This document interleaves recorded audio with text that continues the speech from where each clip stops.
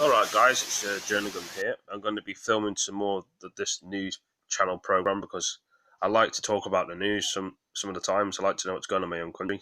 Sometimes the country can be worse and good, but it's like anywhere. Anyway, I'm going to play the video. I'm going to position the camera and play it again. That's what they're going to say to me like that. They don't like to say it to me like that anyway.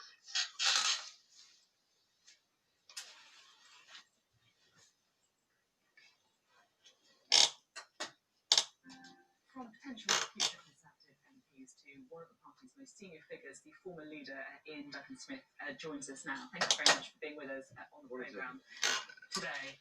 Now, I've just spoken to Nigel Farage, who says he's open to a pact with the Conservative Party at the next election.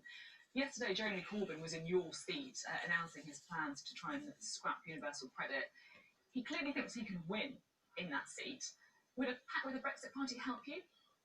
No, I'm not interested in really what other parties say or do. Jeremy Corbyn was distinctly unwelcome in my constituency. Only about 70 people turned up. He shipped them all in. I've been doing nothing but campaigning in my seat since the 2017 election, and what I do see is a lot of Labour supporters that used to support Labour are now moving away from Labour because of the kind of appalling extremism, anti-Semitism of the Labour Party. So I'm not in the slightest bit troubled by what he was doing there. The party questioning is to make sure that we have a difference between being supposedly in the centre and then also delivering on what democratically the majority of the public have actually voted for. It's not an extreme position to want to deliver Brexit for those who voted when they were promised that whatever they succeeded in voting for would be delivered. And then there's all the domestic stuff. And I'm absolutely over the moon this morning because I have campaigned for 20 years to get extra money brought into the hospital, my local hospital, to have a rebuild. And finally today, that 400 million has been announced, which is a huge fillip to all the doctors and nurses and people who work in Whitcross Hospital. And I'm over the moon that we've finally got a Conservative government, not a Labour government, a Conservative government, investing in the future of Whitcross Hospital. I think that's fantastic. You're talking there about the need to deliver Brexit, to deliver the result of the referendum. We've been speaking on the show quite a lot about the Ben Act, this idea that Parliament's compelled the Prime Minister to seek an extension rather than leave without a deal. Do you think that the Prime Minister should ignore Parliament if a deal can't be secured in time? Well, it's not really about ignoring Parliament. The question is really, what did Parliament vote for? First of all, this supposed Surrender Act, that people refer to sometimes as the Ben Act, is a mess. It's a complete shambles. It had an amendment made to it. We don't know for certain whether that amendment makes it absolute that they have to write on the basis of the amendment or on the basis of the original text. There's also the other question, which is really, why does a European Union administration, why would they want to force some kind of extension on a clearly unwilling government that does not want to have that extension? So there's an awful lot of debate and discussion to be had, but Boris Johnson's quite within his rights absolutely to say, personal to himself, he will not sign such an act. And I frankly wouldn't do it myself either. And we've gone through a period where really there's a lot of pompous nonsense being taught by people about parliamentary sovereignty. The people are sovereign and they give their sovereign authority to Parliament to exercise it. But when they've made a decision like they've made, and then they've got MPs in all parties conniving to stop them, that's hardly the centre ground. That is the extreme, and I think of those who are blocking Brexit now as extremists, not centre ground people. The centre ground of British politics is to deliver on what people voted for, and that is what Boris Johnson is determined to do, and no Surrender Act should stop us.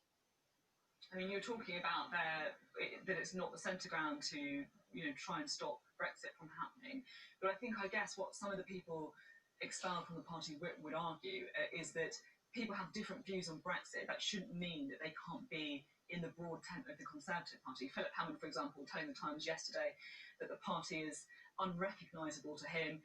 In its place is an ideological puritanism that brooks no dissent. I mean, that's what's happening, is it? No, it's pompous claptrap.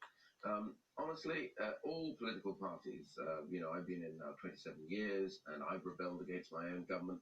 But there are times when the party says to you categorically, if there are specific issues around how you govern and how you take that forward, this is a vote of confidence. If you choose when it's clear for reasonable reasons, and after all, as one of your earlier guests said, the reason this was a vote of confidence because Parliament was seeking to take the power from government to actually legislate, which is almost completely unprecedented. Therefore, it's quite right that a government says it's a vote of confidence in the government if you vote to strip power from that government. Now, people like the ex-Chancellor and others, Oliver Letwin and co, know very well that had they been at any other time, they would have absolutely opposed such a motion. And so the very fact is that they chose to do that was actually to vote against their party's very strong wishes. And so they knew what they were doing. Now, I can remain friends with those individuals. I have much time for many of them, but I simply say to them, you now need to think about how you support your government, because that is the way back. I want to see as many as possible come back into the Conservative Party, but they must start supporting the party and the government. It is not an extreme government. To make stupid statements like that is to play wholly into the hands of a very extreme, anti-Semitic, nasty Labour Party, which many Labour voters, I saw in a poll today, don't want to have in power. So why would they want to play games with that? We need to defeat Jeremy Corbyn and deliver on the British people's vote. I should probably point out at that point that Jeremy Corbyn and the opposition would clearly refute the suggestion that it's an well, we have you. There's been a lot of focus in Parliament this week saying that the language around politics is becoming toxic, that the debate is becoming abusive, that they're receiving death threats. And this, of course, is on all sides, I should say, of every debate. Do you worry that it's now almost dangerous to be an MP? Well, actually, like everybody else, I've had death threats. I had one too a couple of nights ago after I did an interview on another television network. I'm against all of that. I think any moron who issues death threats to anybody, male or female, and I know that many women feel more at risk of this, they ought to be pursued by the law immediately and dealt with. And it should be made very clear that this is quite unacceptable in any walk of life, by the way, not just for politicians. But it is, in a sense, part to the trade. Now, obviously, clearly, we want to make sure that we moderate the way that we conduct our affairs. I'm quite in favour of that. But I do say that for all the allegations that the Labour Party was making about Boris Johnson, actually, there was a concerted attempt the other night. I was in the chamber, I watched it, concerted attempt to personally attack Boris Johnson in ways that I have not seen prior to this, calling him a cheat, a liar, a fascist. I heard all that screamed across. And many of those who are now moaning, one or two who actually were later on raising this, they were the worst offenders. And Maria Miller, my colleague and friend, the following day pointed out a couple of women on the Labour benches who she said now moan that this all got out of hand, but they were screaming a vile abuse at the Prime Minister through that period. If I had been Speaker, I would, I'm not going to be Speaker, by the way, nor would I want to be, but if I had been, because far too many people got wound up, and he should have cut it short, I think, and said enough's enough.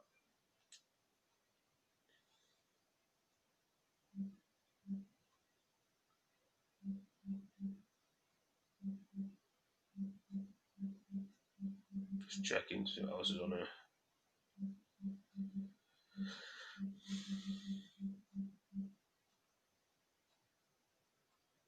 I'm just going to check and see what this is. Yeah, man.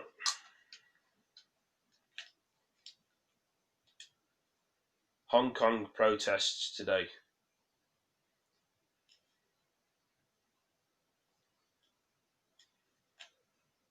The 5th anniversary of Hong Kong's first popular resistance movement has ended with police firing water cannon and tear gas to clear the streets.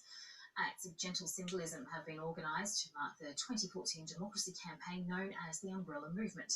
And although tens of thousands of people took part peacefully, authorities used force to move crowds on, with some protesters attacking government buildings later in the night. ABC correspondent Bridget reports.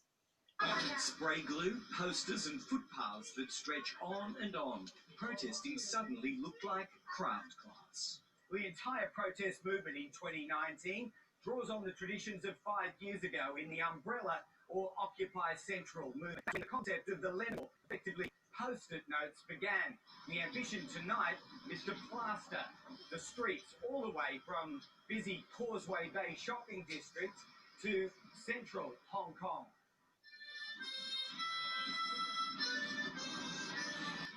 They posted high and low. Any open expanse would do. The Linen Wall is what we do to promote our message to all people around the world. Eventually, their paperworks did stretch to government headquarters, wall to wall and step by step. Their handiwork. Most of the people, we don't mean to be that violent all the time, yes. Notes were both posted and hit. But the peaceful tone was set to be shattered. Night fell and the umbrella movement went dark. Well, that peaceful 5th anniversary we were talking about just before sunset is long gone now. Outside the police headquarters, we've got water cannon ready, rocks being hurled in by the crowd.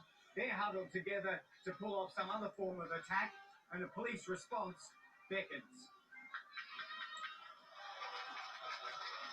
One Molotov cocktail inside the compound and the response came within minutes. Well, they said they'd do it, and they were true to their word. The water cannon has started, so has the tear gas. And the crowd hasn't completely followed instructions. They're yet to fully disperse. But the crowd slowly made its way down the road to post bricks through windows on the walls that had been papered over only a few hours before. Unlawful behaviour that wouldn't go unanswered. Word of mouth can be pretty powerful, and there's an urgency, almost a panic, with people falling over down to my left as they're trying to flee this area, presumably under fear of arrest because the night is over, the street is almost cleared. They're vitally concerned about what may follow, probably a police clearance operation. Greg Jennett, ABC News, Hong Kong.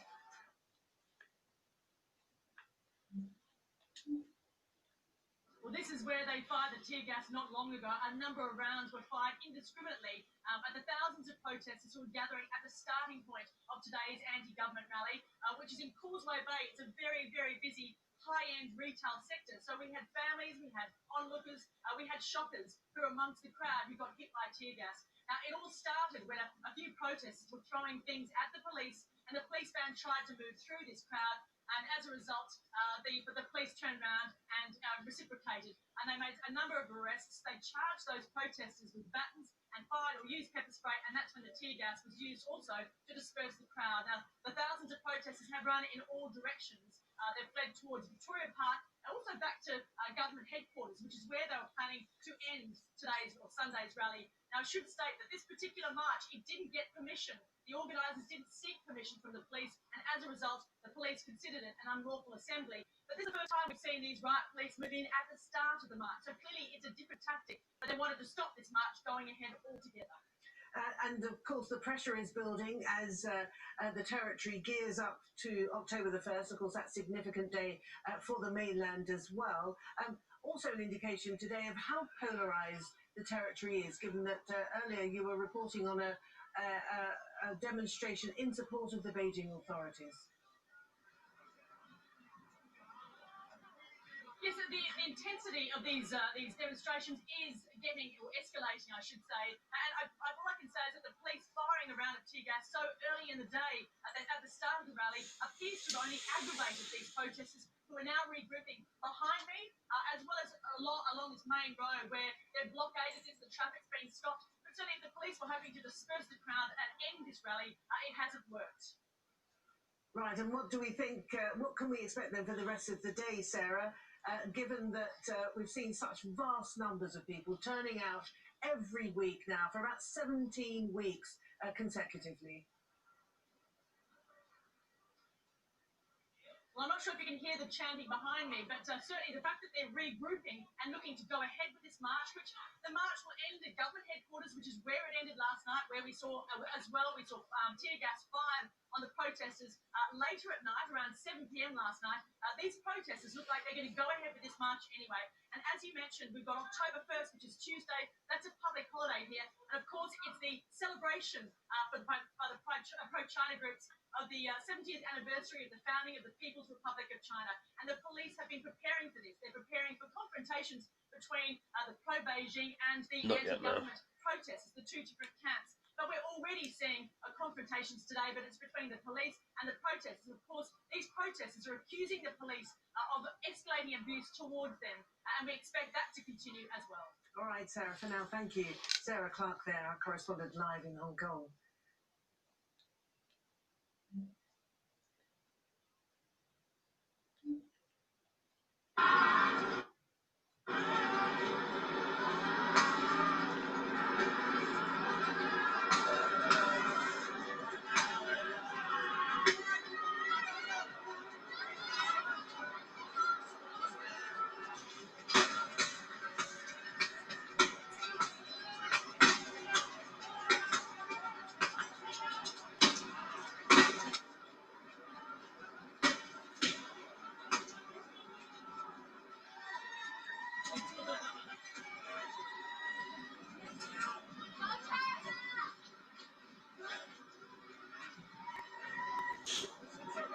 You'd think it was something off a movie set, wouldn't you, guys? On this Hong Kong thing. It's a serious matter, I think.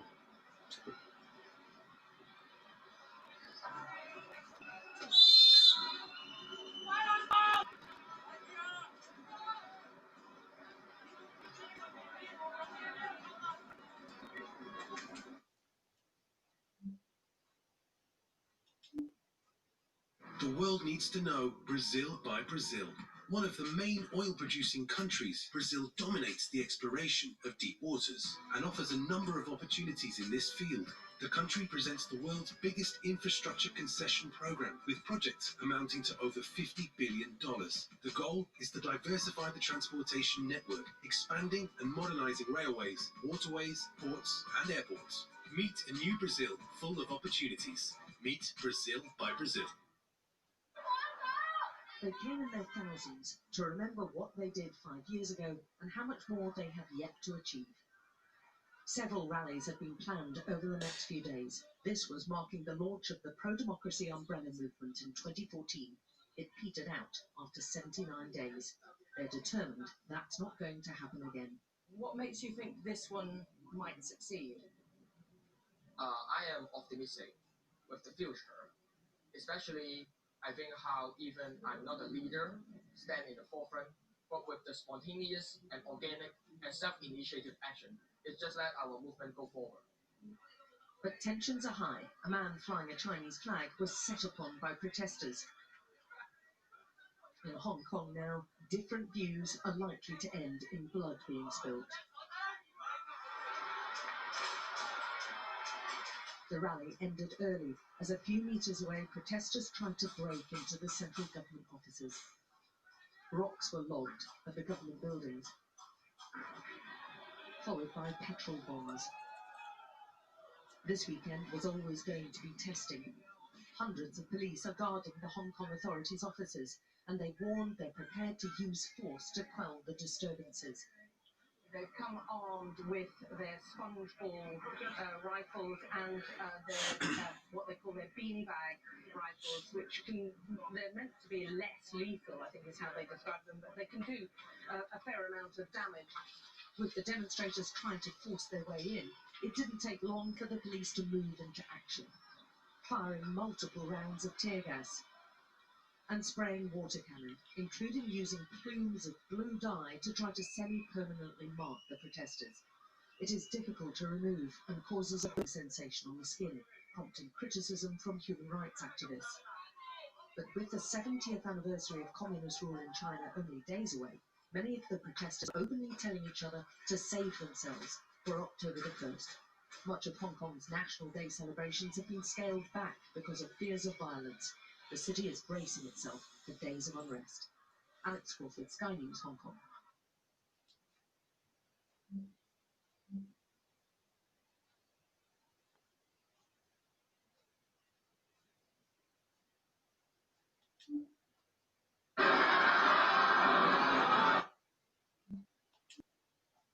Police in Hong Kong have taken dramatic action to break up the mass demonstration. They fired rubber bullets to end Sunday's protest. Demonstrators defaced and tore down signs congratulating China's Communist Party, which will mark its 70th anniversary, which is planned throughout major cities I'm watching the around TV. the world. Hello, everybody. We go live now to our correspondent Sarah Clark, who's I'm in getting some Hong more Kong. orange juice. And it seems Orange. that the police are moving very swiftly and decisively to try to shut down this latest demonstration. We have had dramatic scenes, we've had actual chaos across Hong Kong. You might see the police behind me. We've got the Raptors with a special tactical response unit. They've now moved in, and that shows the escalation of anger from the police. When these guys move in, this means that they want to clear out the crowd. We've got the police on my left as well, that's the riot police. And as I've mentioned earlier, this march was started, it never actually was officially started on the grounds that the riot police moved in and tried to head off the march, which was meant to go from Causeway through to Central, where we are now. They dispersed those protesters, firing a number of rounds of tear gas, pepper spray, rubber bullets, and sponge grenades. The protesters did manage to get to the Legislative Council and Government Headquarters building, which is behind it. They were throwing bombs, devices, bricks into the barrel behind the barricade, and that's when the police used the water cannons, which was dosed with a blue dye, which, as I've mentioned before, this blue dye is used to help identify those protesters who are on the front line, and this helps those police make the arrests down the track. But we've seen, as you mentioned, dramatic scenes here in Hong Kong as the police have escalated the level of tactics and techniques they've used to try and disperse the crowd on another weekend of protests. But Sarah, I hope you can hear me. Sarah, I mean, this march was unauthorised, wasn't it? The protesters did seek permission for their demonstration, but that was not granted. They didn't seek permission for this march on the grounds. I think they knew they weren't going to get approval. And in previous weeks, these protests, they have gone ahead without the police approval. So therefore, it was considered an unlawful assembly. But in previous weeks, these marches have still managed to get to their destination. Today, they were dispersed early. So clearly, the riot police are using different techniques to try and disperse the crowd earlier rather than later. And as we mentioned also before, is that they're preparing, or that we've got preparations in place for October 1, which is China's National Day. This is the celebration from the pro-Chinese groups of the 70th anniversary of the founding of the Republic of China. And the police want to make sure that the streets are clear. And as a result, I think they've increased their tactics, or escalated their tactics today by firing tear gas early in central, very busy parts of Hong Kong. We're talking in front of shopping centres with onlookers, shoppers and tourists within that vicinity. So it certainly shows that the level of frustration from the police side. And I should say the protesters haven't pulled back. They were moving in. At one stage, we had a number of rounds of tear gas being fired on those protesters, and there would have been hundreds at the front line at one stage in front of an area called Pacific Place. But the protesters didn't move back. They simply hold their umbrellas up and shield themselves from that tear gas. And then the police retreated, and the protesters have again moved forward. So they've managed to get to their destination. I'll put another video on, I think.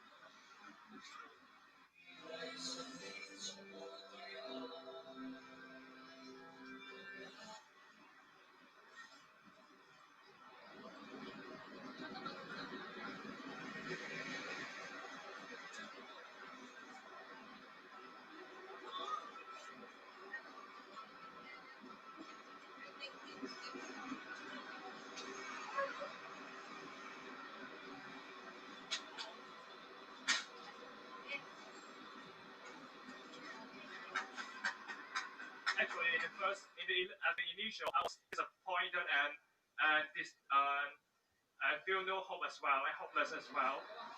But I think when we come to this point, this is hopeful because we stand here. That's why we come.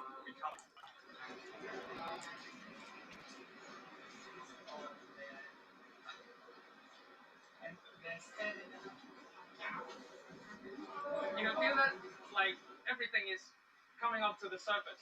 People are waking up, and not just the young people waking up, but the elderly people, the people who's working in the office, they start to realize that the injustice, so we need to do something.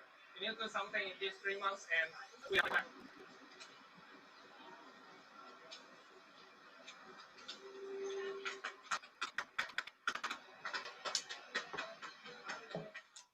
think he was playing the drums.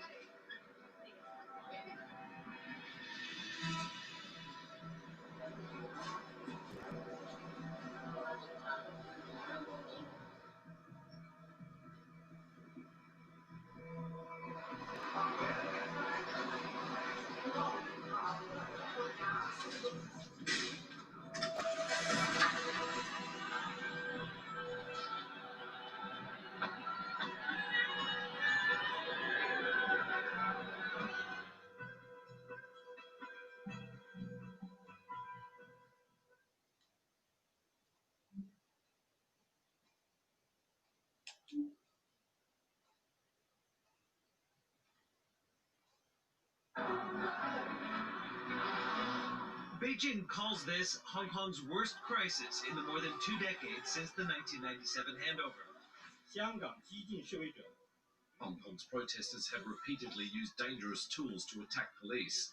These actions constitute seriously violent crimes and are starting to show signs of terrorism. The protesters would probably agree the city's in crisis, but for very different reasons. Sending troops or using emergency ordinance is not the way out. We will continue our fight no matter how they arrest and prosecute us. Such extensive disruptions are pushing our city, the city we all love, and many of us helped to build, to the verge of a very dangerous situation.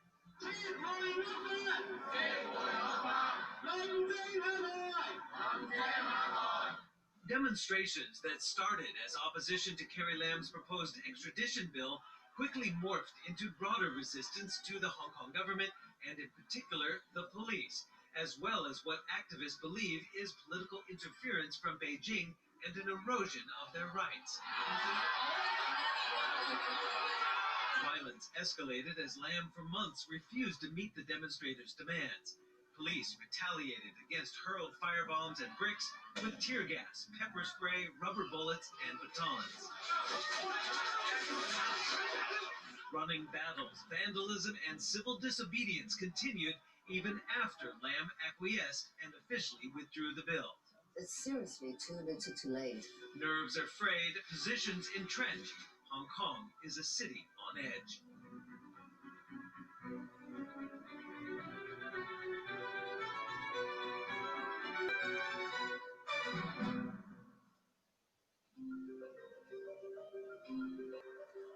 I'm Stephen Engel. Welcome to this Bloomberg special, Hong Kong on Edge. Hong Kong calls itself Asia's World City, a semi-autonomous global gateway to mainland China. But it's also, of course, a key international finance and commercial hub. But that status is coming under increasing threat from multiple fronts. You have the political turmoil and unrest, you have the U.S.-China trade war, and a widening wealth gap. Hong Kong is the world's most expensive city with the least affordable housing market. Many young protesters feel left behind financially and betrayed politically. And that socioeconomic frustration seen on the streets is wreaking havoc on the economy. Fitch has cut Hong Kong's credit rating, visitor arrivals and retail sales are tanking, small business confidence is at a record low, and Hong Kong's GDP is heading for a possible recession.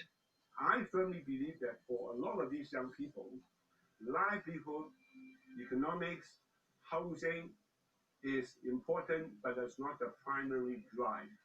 The primary drive is that they long for a more balanced one country, two systems. We'll try to answer what went wrong and whether there is a clear path forward under one country, two systems. To do that, we've assembled some of the more pivotal figures in Hong Kong's journey from British colony to Chinese special administrative region. The Iron Lady, Anson Chan, a nickname she earned as the last chief secretary of Hong Kong under the British and the first one under Chinese rule. Chan was the second most powerful leader in Hong Kong. The government should pause to ask itself what has led to the escalating violence, both on the part of the police and on the part of the protesters. The disciplinarian, Regina Ip. She was Hong Kong's first female Secretary of Security. She spearheaded a failed attempt to pass controversial Beijing-backed national security legislation. A lot of damage has been done. A lot of, not only the damage to the economy, but also reputational damage. The Democrat, Martin Lee. He helped draft Hong Kong's post-handover mini-constitution, the Basic Law, that still governs Hong Kong today. A sharp critic of Beijing, Lee is known in Hong Kong as the father of democracy. I have been fighting for democracy and to preserve the rule of law for 35 years now, always by using peaceful means. What has Beijing done? Ignored us completely. The career lawmaker, Rita Fan. She served not only in the British colonial legislature, she also was the first president of the post-handover Legislative Council. Fan served for years on the Standing Committee of China's parliament, the National People's Congress. Do not allow our opposition to take us down the dirty river and drown us.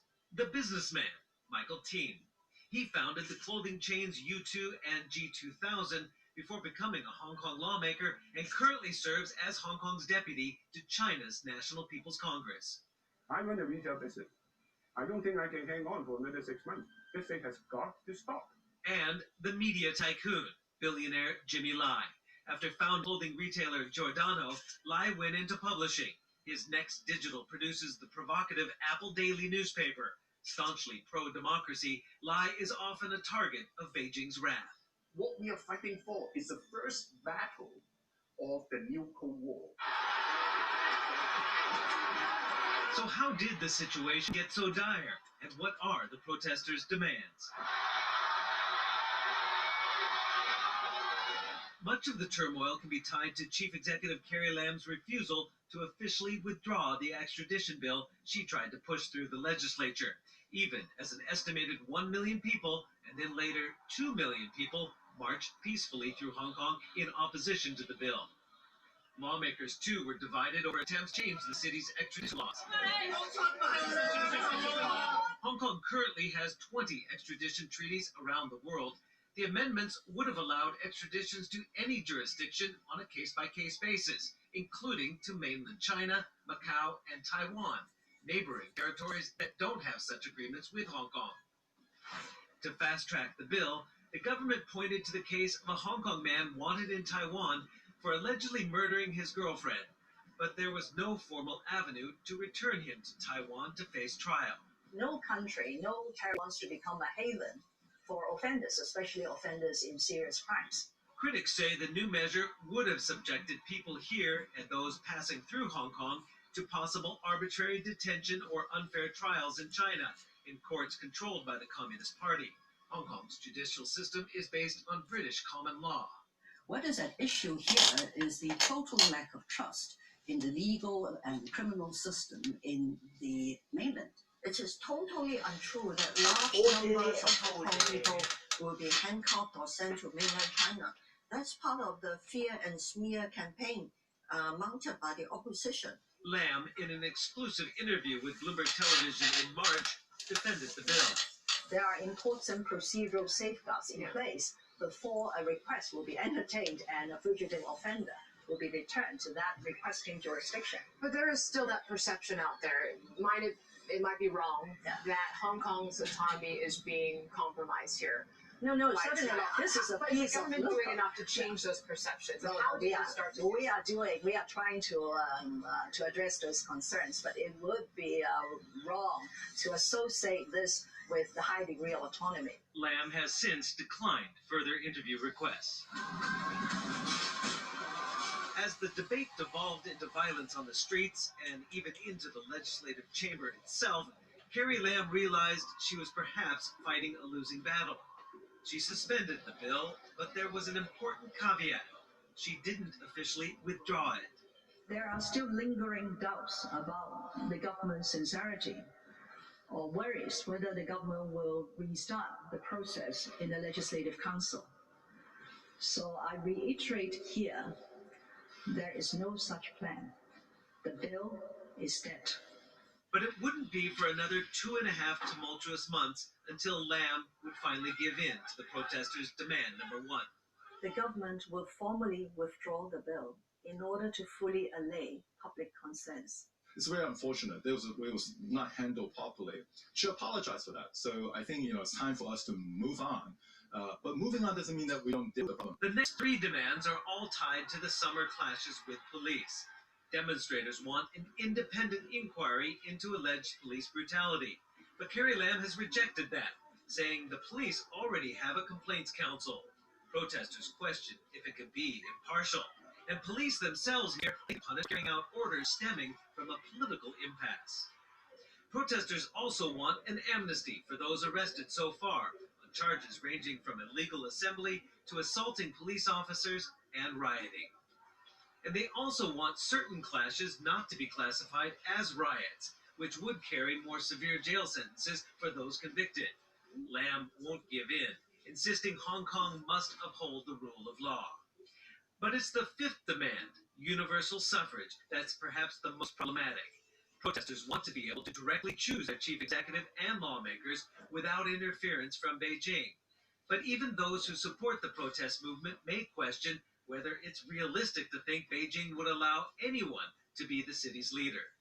Currently, only half of Hong Kong's legislative seats are directly elected, and the chief executive is chosen by a 1,200-member committee largely handpicked by Beijing. Protesters say the local government's intransigence towards their demands is why universal suffrage is now their ultimate goal. Could we have avoided all this mayhem over the last 2 to 3 months if Carrie Lam had simply withdrawn the bill back in June? Definitely. When the first million people went out, if she withdrew it, nothing would have happened in the last 3 months. And I think the whole thing will be calmed down.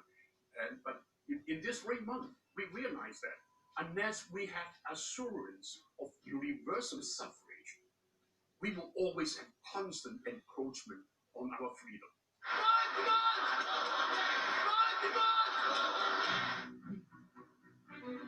This is essentially an illegal demonstration, as protesters are defying the police ban and have taken over the central part of Hong Kong. And we've just been alerted that police have fired tear gas in the next door neighborhood, and they're asking people to get out of here. Now, protesters have adopted a slogan, revolution of our times, but it isn't a call for independence from China, which of course to Beijing is a red line, but all of it is keeping Hong Kong on edge. There is no challenge to sovereignty and no challenge to one country, two systems. On the contrary, it is precisely because everybody wants to see two systems remaining intact.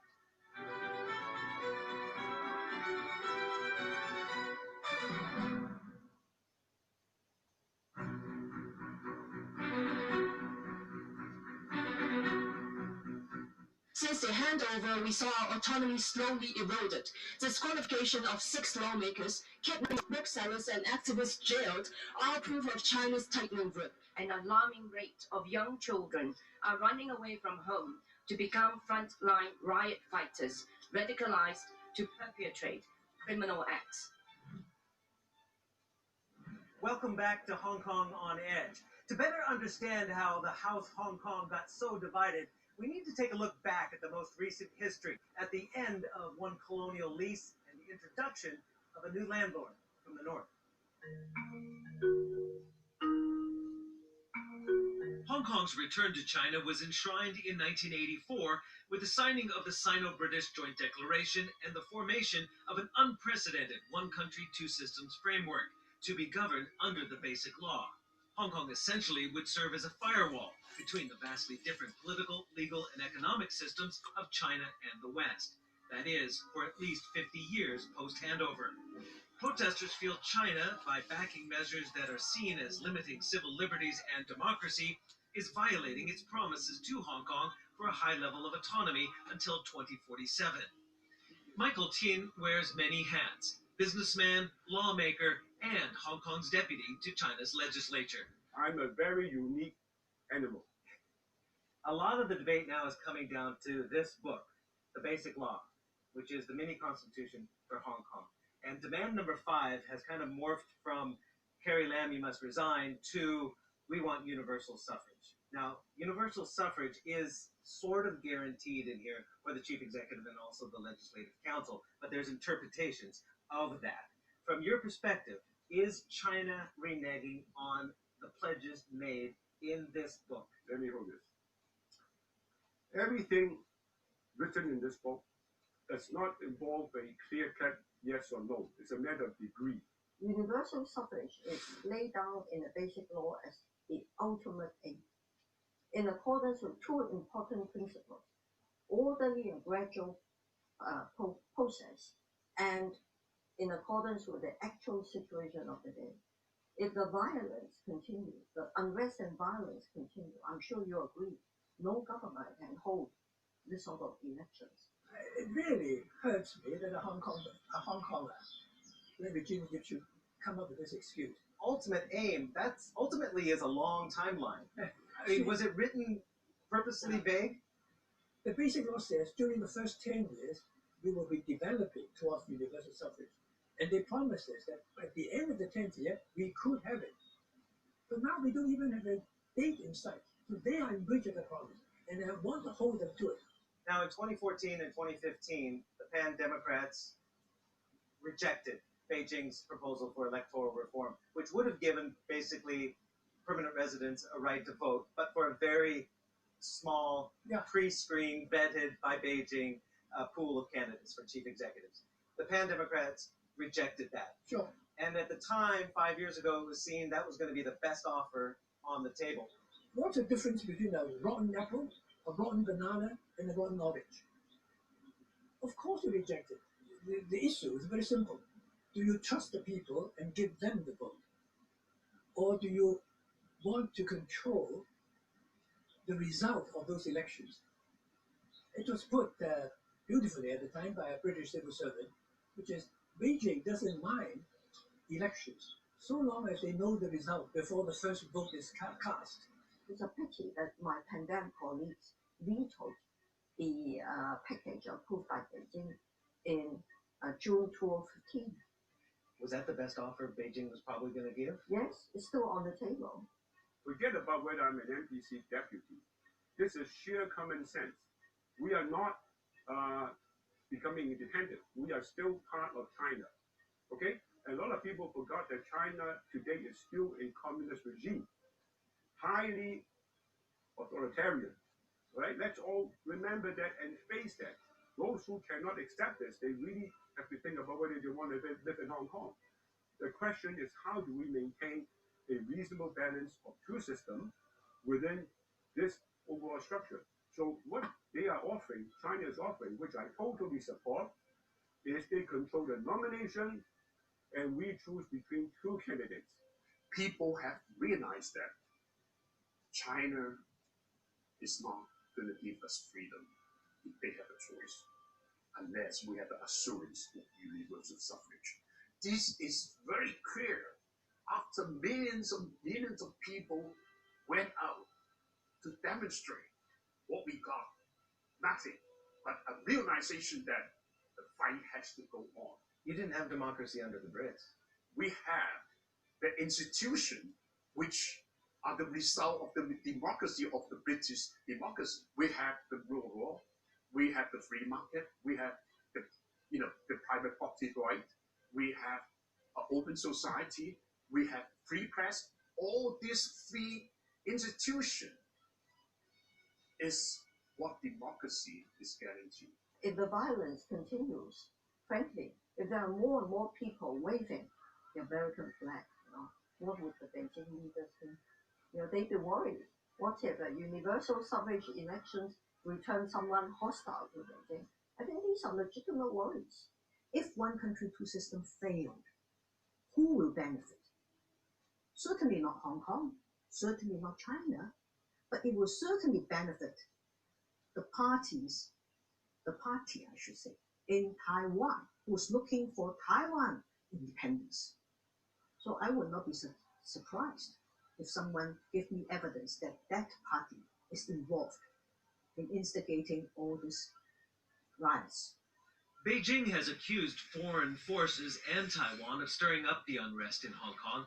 Taiwan's Mainland Affairs Council has rejected such claims as talking nonsense. I do not think that the community of Hong Kong could have trained them or educated them to such an extent. Just look at the way they are so well organized. So they must have been trained. I have no evidence myself, but certainly the rhetoric and the tactics used by a lot of the ringleaders smack of pro-independence. While the protesters utilize social media to mobilize, the movement is widely seen as ringleader-less. With no figureheads to target, mainland state media has singled out the Hong Kong pro-democracy advocates Martin Lee, Anson Chan, Albert Ho, and Jimmy Lai as Hong Kong's new Gang of Four, Communist Party lexicon for enemies of the state. Hu Xijin is the editor-in-chief of the Chinese state-run newspaper, the Global Times.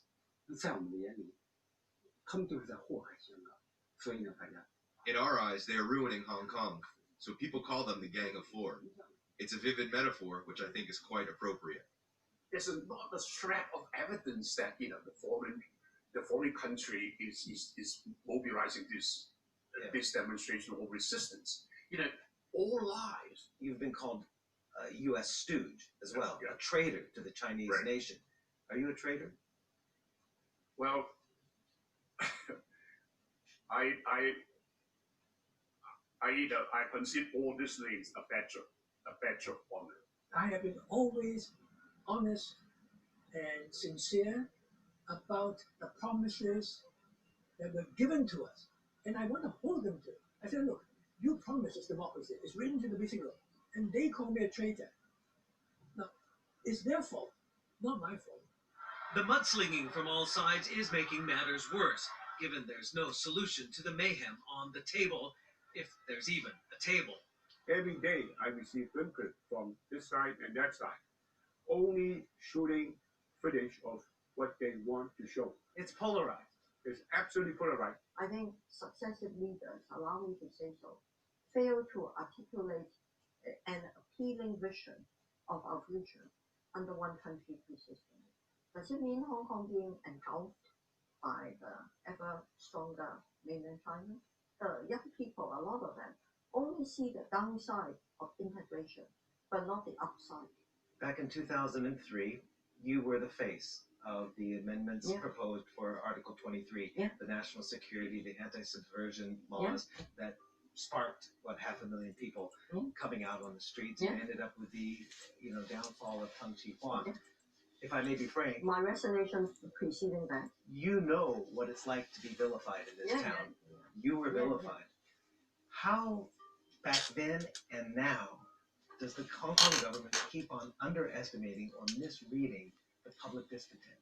I think Mrs. Lam admitted formally that the legislative effort this time complete failure, that she failed to keep the pulse of the people, and she misread the situation. If it had not been for the people marching on the streets, then together the executive and the legislature, which is now basically a rubber stamp, would have passed that legislation. And that points to the bigger issue, which is that all of the policies made by the government come from an unelected government, and the people are wising up to that now. The extradition bill helped them to focus on that point. That's why they're still coming out and protesting. I think that was just the last straw of the camel's back. Before that, we've had a whole series of action on the part of the SAR government, which eroded Hong Kong's rights and freedoms, took away our civil liberties and narrowed the space for political discourse. I believe we have the high-level autonomy as prescribed in the basic law. Because if we don't have that, we will not be handling our present situation in such a way. Up next, the standoff enters a critical phase as businesses here in Hong Kong are forced to toe the China line. All my colleagues are all terrified because of this white terror.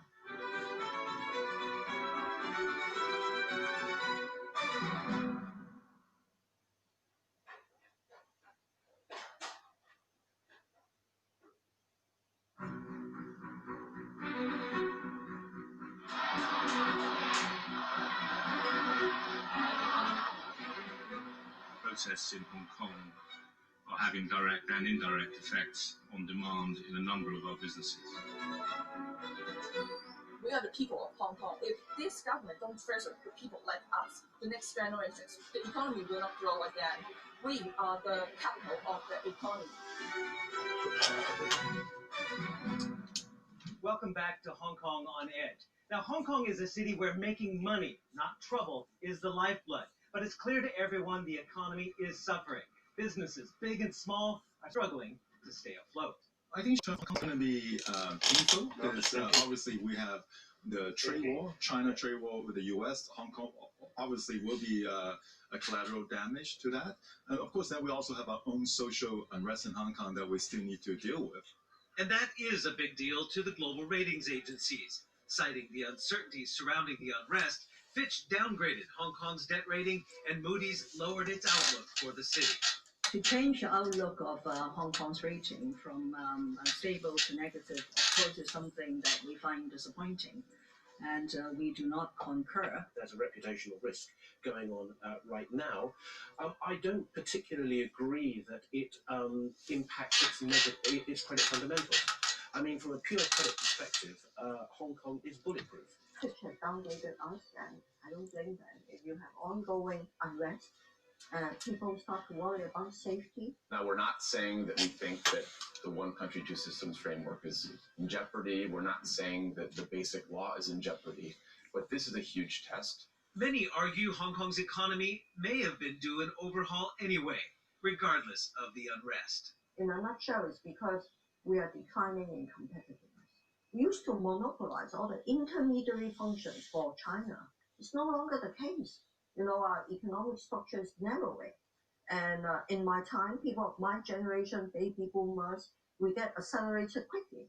But it's not the same for the young people. So I have a lot of sympathy for that. Many Chinese students come to Hong Kong to attend university. Those are the cream de la cream of China. And our students are simply not as industrious and intelligent as we are. It's a harsh assessment given the fact so much of Hong Kong's upward mobility, or lack thereof, is tied to the sky-high price of property. There's an extreme shortage of land here, especially parcels set aside for low-income housing. Property tycoons who control much of the wealth and, of course, much of the land here in Hong Kong have been relatively quiet throughout this summer of discontent. Some, like the man that Hong Kong citizens affectionately call Superman, Li Ka-shing, have put out full-page ads like this one that essentially say no to violence. Now, they're not taking sides, but they're also not offering any solutions either. You see, the property tycoons have enjoyed an unfettered monopoly for decades, holding on to scarce land to drive up prices. Home prices in what is the world's least affordable housing market have risen 48% in the last 5 years. On land supply, I think Mrs. Lam took too long pussyfooting around the problem. You know, she set up a land supply task force, and we are not wiser at the end of the consultation. We all know what the options are. She should have moved in, you know, more swiftly and put forward more radical solutions. Even mainland media has criticized Hong Kong's property tycoons for adding to the angst in society, so it's little surprise that Hong Kong's real power brokers are keeping their collective heads low. behind the scene, they will say, they're worried. They can see the implications of what's happening. To some extent, some of them even understand where the protesters are coming from. But publicly, particularly those who have business interests that can be affected by Beijing, either here or in mainland China itself, then of course they have to be seen to be towing the line. They also don't want the extradition bill. No. In fact, I think they should be thanking the protesters for stopping the extradition bill dead in its track. Perhaps no developer has suffered more tangible damage from the protests than the city's subway operator, MTR Corp, whose stations have turned into battlefields. I never knew or expect that MTR become a target. All we have to do is put our head down and ride through it. It's like going through a turbulence. I just hope that the turbulence is not going to be too long. MTR has taken heat from all sides of the conflict. It not only has to worry about orchestrated disruptions of service, but also the trashing of its stations. Police even fired tear gas at protesters and hosed them down with pepper spray inside. On top of that, Chinese state media is attacking the company for running additional trains, as protesters have used the subway system to take part in demonstrations.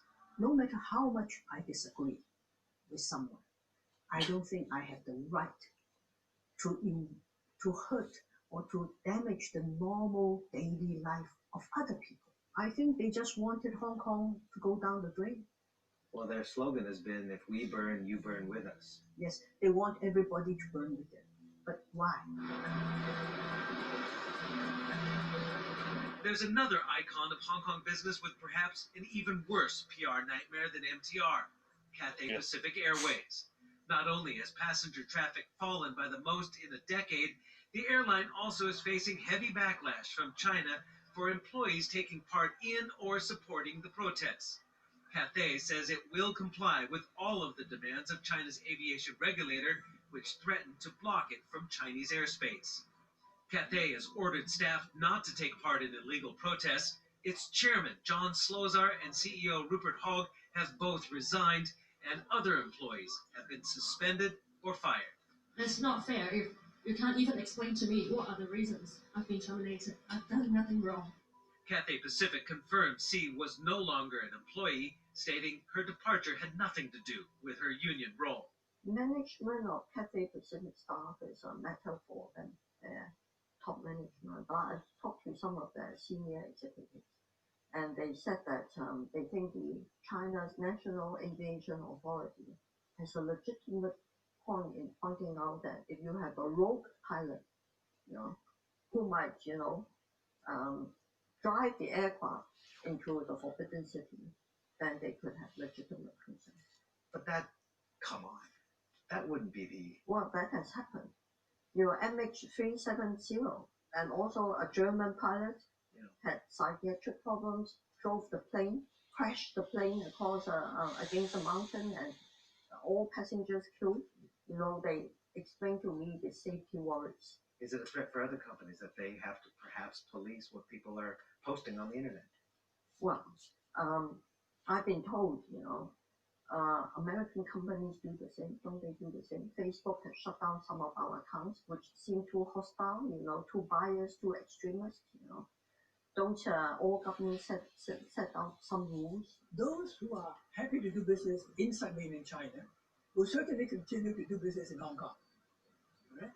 But if you treat Hong Kong differently, because Hong Kong is an international financial center, that's why we're here, then those people must be having second thoughts now.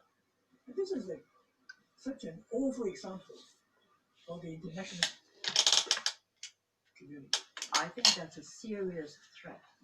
Once Beijing or the SAA government is seen to be introducing political considerations into what should be purely commercial activities and decisions, and furthermore affecting the behavior of the staff, even during their spare time, then confidence in Hong Kong would definitely be seriously undermined, and you can forget about Hong Kong's status as an international city. Every Hong Kong company, if working in Hong Kong, you should try to ensure that by and large, your people doesn't get too involved in this. In every company in Hong Kong, we have people who are what we call yellow ribbon. Nothing wrong with that, as long as you perform your work and you do not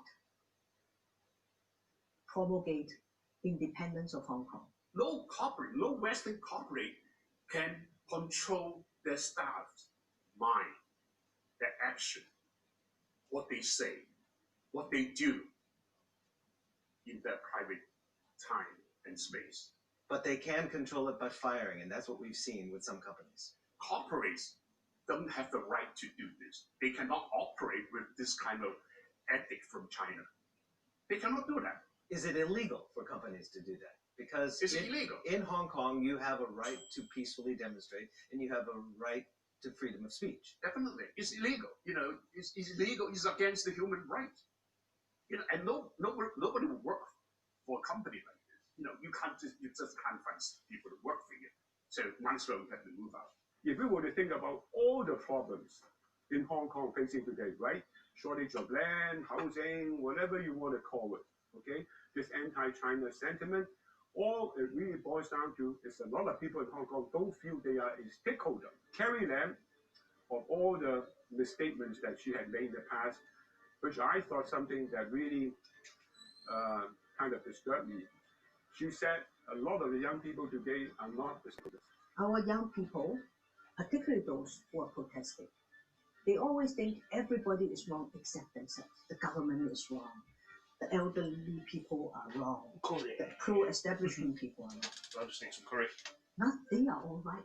Doesn't help though when the chief executive calls them spoiled children, says they do not have stakes in society.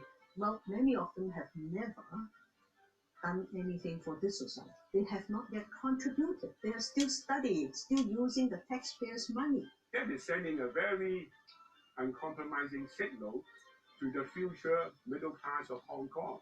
To me, everyone is a stakeholder, whether or not you pay taxes. You have to listen to everyone. Coming up, Beijing sends Hong Kong a not-so-subtle warning as PLA soldiers amass at the border. The PLA is a strong force that defends every inch of its sacred territory. If you want your home to improve,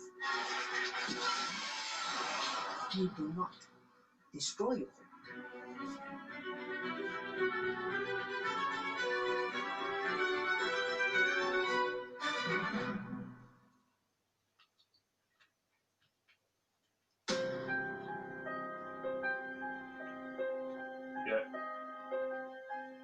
I think this is the last battle for us to fight for our future, because if we lose this time, then maybe more people got arrested, got prosecuted, and or maybe something worse is going to happen to us. I think they have been spoiled. They don't understand history.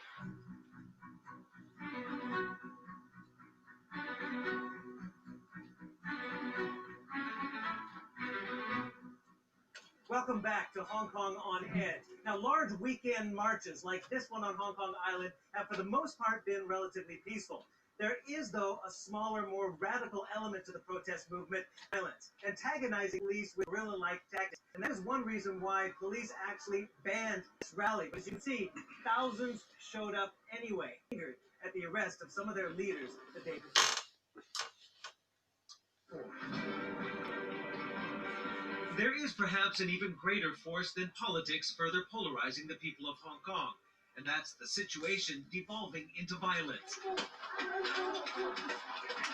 Against the police, by the police, against the public, and public property, and whatever and whomever are caught in between. Loyalties are being questioned as rumors swirl of paid vigilantes among rival factions. Citizens are turning on themselves. Give a wrong look, wear the wrong color, speak the wrong dialect, invites trouble. Pent-up rage has been hard to contain. The police force is being stretched to the extremes.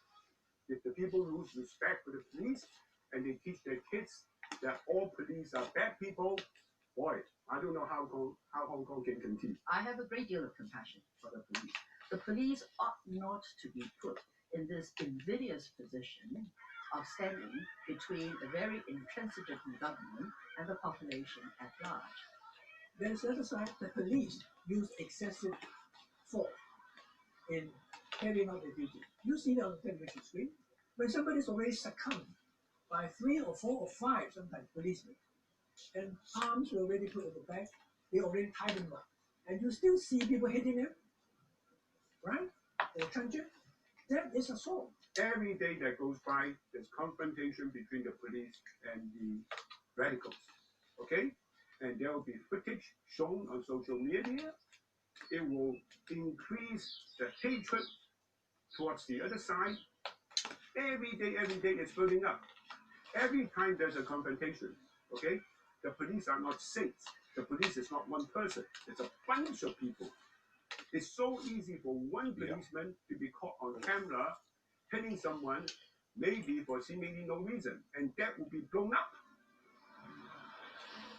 As protesters' anger broadened from frustration with local officials and police to attacks on China itself, such as defacing the Chinese national emblem at the mainland liaison office, Beijing increased its threats, with talk of red lines being crossed. I want to warn all criminal elements. Don't misjudge the situation or take restraint as a sign of weakness. The young people now, coming now, they want democracy. They want to keep Hong Kong as it is. But at what cost, Martin? They're fighting for democracy in the name of democracy, but using violence. Can you condone certain levels of resistance? I still want to use peaceful means. But how can you blame these young people? And they are prepared to die for it, to keep the city as it is. There are only 2 ways to get the violence down swiftly. Number one, you use excessive force, or you use, as the British did in the 1960s, joint police military operations. Now we have no military. The police are all we have. The other way is to use lethal force, and they have not been doing that. So far, touch wood, no fatalities. We want to keep it that way. Can the police adequately control this, though? They've been viciously vilified. Yes, I'm glad you said so. They're working very hard. I think they are on a learning curve. They are getting smarter every day. We don't want to involve the PLA or mainland security forces whatsoever, because we understand the overseas perceptions, the sensitivity about one country, 2 systems. This is the sword of Damocles hanging over Hong Kong, Chinese military intervention.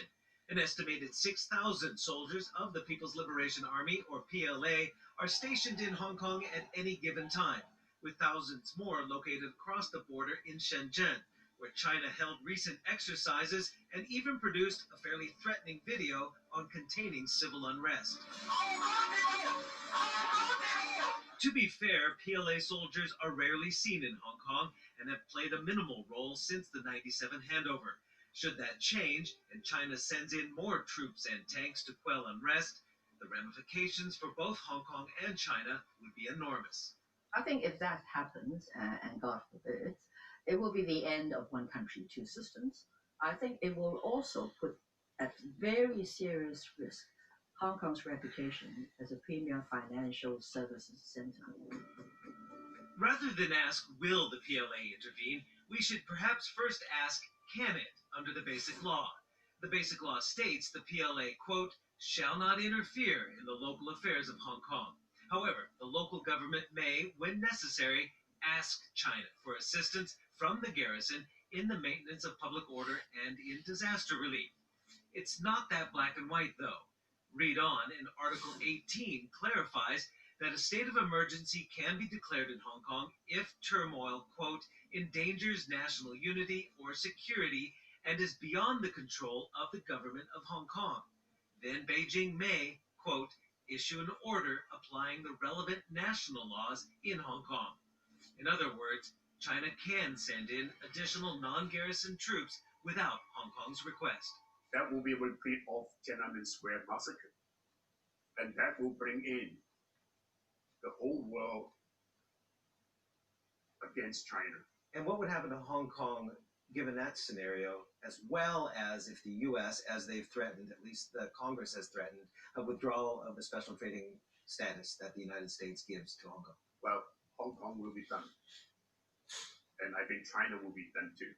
So it's within the law. It does not mean that PLA coming out from their camp means that that's the end of one country, two systems. That's how other people would like us to think about it. Will cooler heads prevail then with soldiers across the border and the threat that that poses to Hong Kong? I don't think that the PLA will do that because that will give an excuse. Now, mind you, I'm talking about excuse, not the fact. Excuse for Western country who doesn't want to see China prosper. Will use that as an excuse to kill the one country, two systems. 我想呢，中国 If China were to send its military to Hong Kong, that would mean the situation down there was totally paralyzed. The city, as a financial hub, must already be unable to function. We'd see foreign capital ready to flee.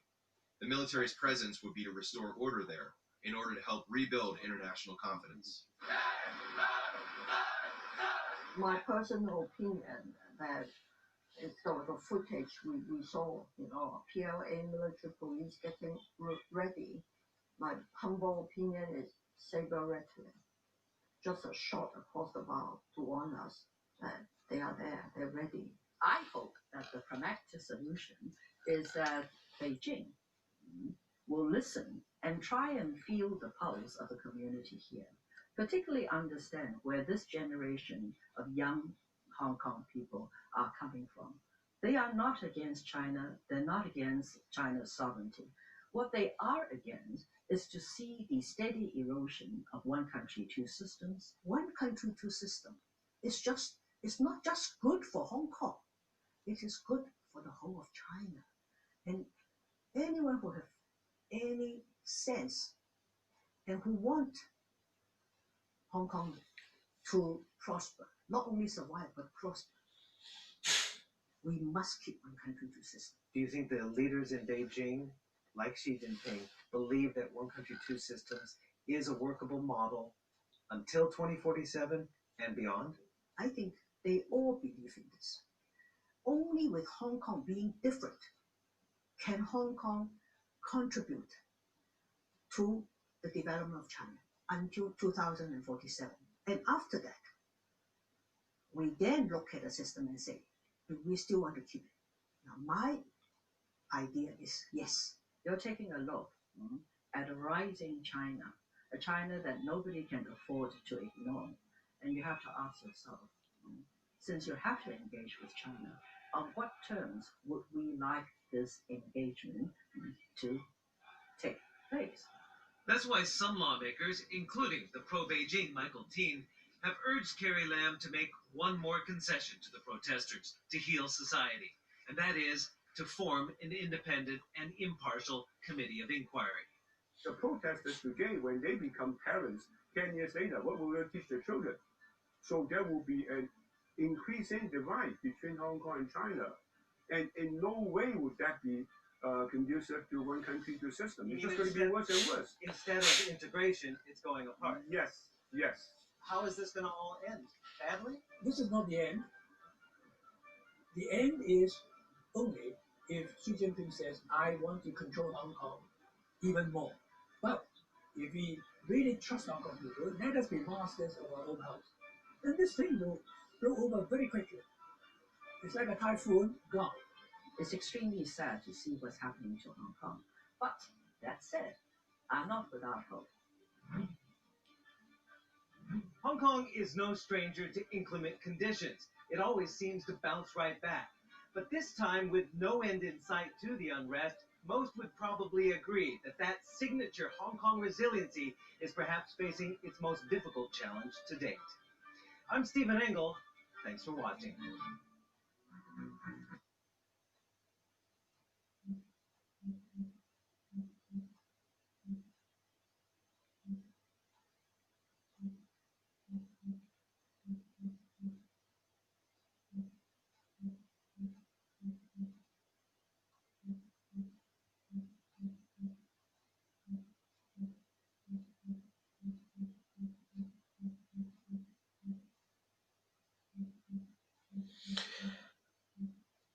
I think this is it for this video, guys.